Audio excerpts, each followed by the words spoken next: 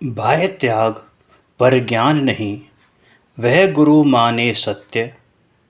अथवा निज कुल धर्म के गुरुओं में ही ममत्व। जिसे सच्चा ज्ञान नहीं है, किंतु जिसका बाह्य त्याग वैराग्य दिखता हो, ऐसे को लोग सच्चा गुरु मान लेते हैं। क्योंकि जगत के लोग बाह्य दृष्टि से देखने वाले हैं। किसी की बहुत कठिन कष्ट क्रिया देखे तो कहे कि अहो, कितना तप करते हैं, कितने कम वस्त्र उपयोग में लेते हैं, इनके तो परिग्रह ही नहीं है। और यदि कोई पाव भर मूंगफली से निभा ले तो उसकी महिमा गाकर उसके कितने ही गीत गाते हैं। यदि कोई नग्न होवे तो कोई गर्म टीन पर 3 घंटे तक तपायमान होता हो, या ब्रह्मचर्य जैसा किसी को दिखता हो, तो उसे देखकर उसकी वाहवाही करते हैं, अरे वाह, अरे वाह है। और विनय करते हैं कि अहो, आप तो बड़े ही त्यागी महात्मा हैं। भाई, जगत में धर्म के बहाने से अन्यथा प्रवर्तन करने वाले 2 वर्ग मुख्य हैं। तो कोई शरीर बल वाला हो, वह क्रियाकांड और कायक्लेश में प्रवर्तन करते हैं, और कोई जो शरीर बल में मंद हो किंतु बुद्धि बल विशेष हो, माने क्षयोपशम विशेष हो, उसे चारित्र पर यानी कषाय मिटाने की ओर लक्ष्य नहीं होता, किंतु शुष्क ज्ञानीपना होता है। ऐसे बुद्धि वाले जीव क्रियाकांड वालों का निषेध करते हैं, और क्रियाकांड वाले शुष्क ज्ञानी का निषेध करते हैं। इस प्रकार दोनों बिना समझे ही आत्मा के भान बिना ही परस्पर एक दूसरे का निषेध करते हैं। पुनश्च यदि किसी को दोनों प्रकार की क्रियाएं हैं, अर्थात परमार्थ की समझ बिना का शास्त्र ज्ञान यानी बाह्य ज्ञान या क्षयोपशम हो, और क्रिया पालन भी करता हो, तो भाई उसे भी सत्य की खबर नहीं है। वह दोनों को ही विपरीत रूप से मानता है और कहता है कि देखो, हम समझकर, हम पढ़कर, हम स्वाध्याय भी करते हैं और साथ में क्रिया भी करते हैं। हम समझकर क्रिया करते हैं, हम समझकर ज्ञान व क्रिया करते हैं।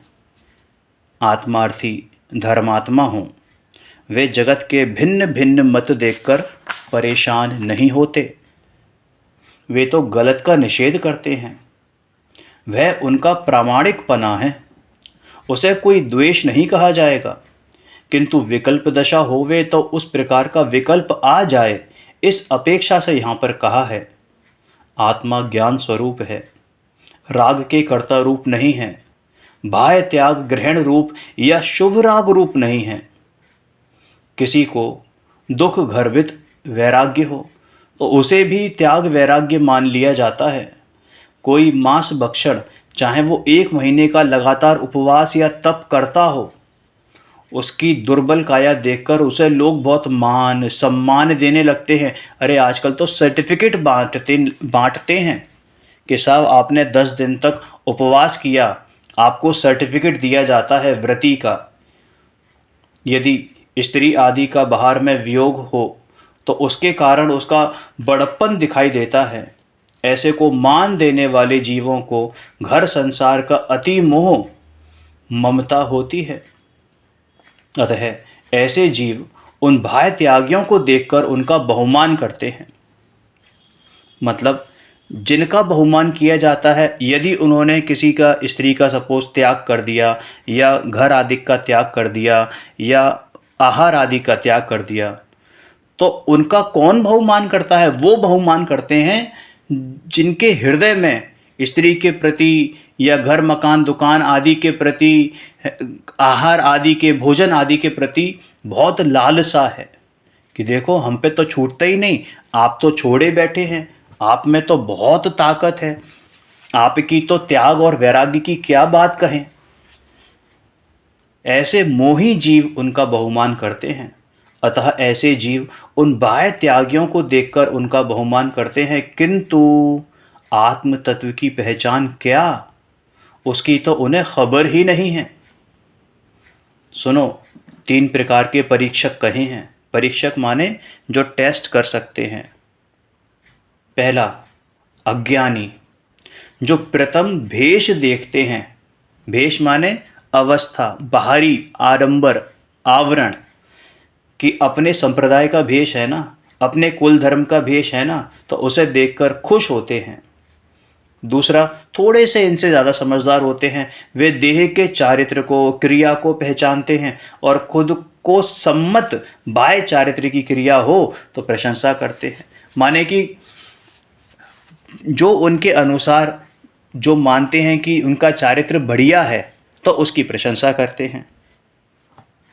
तीसरा, जो बाह्य त्याग या बाह्य वेश्वर वजन नहीं देते हुए अंतरंग तत्व सम्यक स्वरूप को यथार्थ जानते हैं, उसी की परीक्षा करके सत्य का आदर करते हैं और गलत को गलत, सही को सही समझते हैं, वे ही सच्चे आत्मार्थी हैं, सच्चे परीक्षक हैं। कोई मानते हैं कि गलत सही धर्म की परीक्षा करने बैठ जाएं तो फालतू में राग द्वेष होते हैं, तो भाई सुन, ऐसे नहीं होता। ये तो बहानेबाजी है।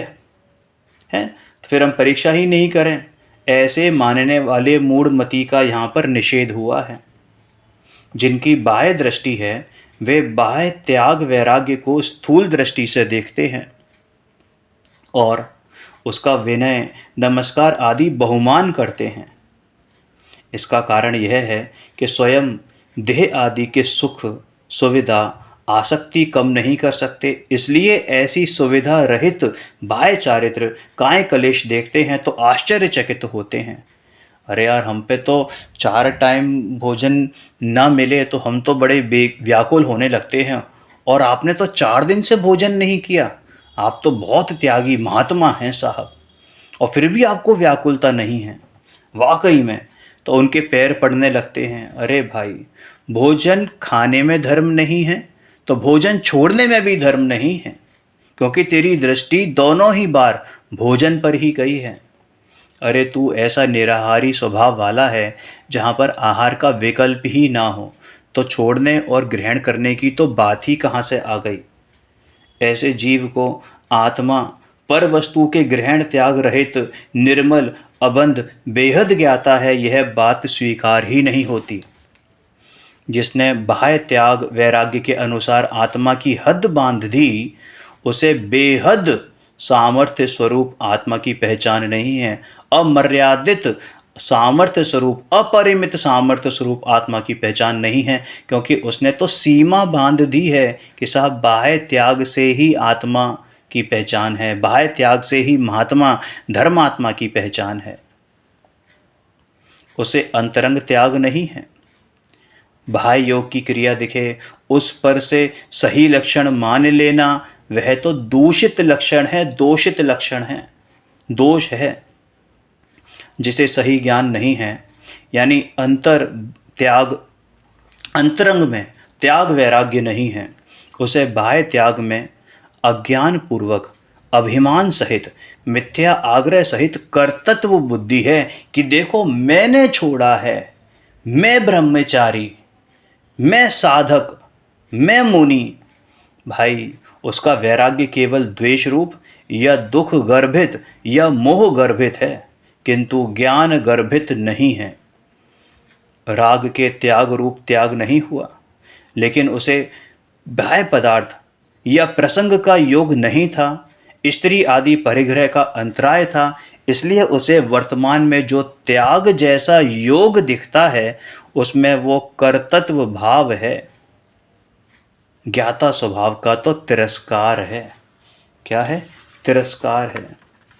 24वीं गाथा का बोल चल रहा है। वे कहते हैं कि जिसे अपने सत स्वरूप की रुचि नहीं है, ऐसे बाह्य दृष्टि जीव बाह्य लक्षण को ही देखते हैं। इसमें ऐसा भी आया कि प्रथम जो जीव सद्गुरु के विषय में ही भूल करता हो, माने जिसको सद्गुरु की ही सच्ची पहचान ना हो, वह सब कुछ भूलता है। तो उसके कारण बताए हैं। जैसे एक मटका उल्टा रखा हो तो उसके ऊपर जितने भी मटके रखे जाएंगे सारे के सारे उल्टे ही रखे जाएंगे। वैसे ही तूने एक मूल में भूल जो करी कि तूने सद्गुरु का लक्षण सही नहीं पकड़ा, अब तेरी सारी बातें मिथ्या चलती चली जाएंगी। सद्गुरु के लक्षण पहले बताए कि यदि सद्गुरु ही मुमुक्षु आत्मा को सच्चा सद्गुरु ही मुमुक्षु आत्मा को सच्चा हित समझा सकता है। व्रत तप नियम संयम धर्म क्या है, निश्चय व्यवहार की संधि क्या है, हे उपादेय निमित्त उपादान, है ना, पर से भिन्न एकत्व विभक्त, तो एकत्व की प्राप्ति क्या है, यह सद्गुरु यथार्थ रूप से समझा सकते हैं। सतशास्त्र तथा सद्देव की पहचान भी सद्गुरु ही कराते हैं। असद्गुरु, असद्देव, असद शास्त्र एवं अंतरंग विरति से उल्टा बताते हैं। क्या विपरीतता है? अंतरंग में क्या है? विपरीतता है। असद्गुरु का संग करने वाले स्वयं अयोग्य हैं, क्योंकि वो असद्गुरु ही अयोग्य हैं। मतार्थी जीवों को अनादि से बाह्य वस्तु का उनकी दृष्टि अनुसार मोह रहता है, अतः गुरु की पहचान बाह्य लक्षण से ही करते हैं। 24वीं गाथा में कहा है ना कि बाह्य त्याग पण ज्ञान नहीं, ते माने गुरु सत्य, अथवा निज कुल धर्म ना, ते गुरु मा जा ममत्व।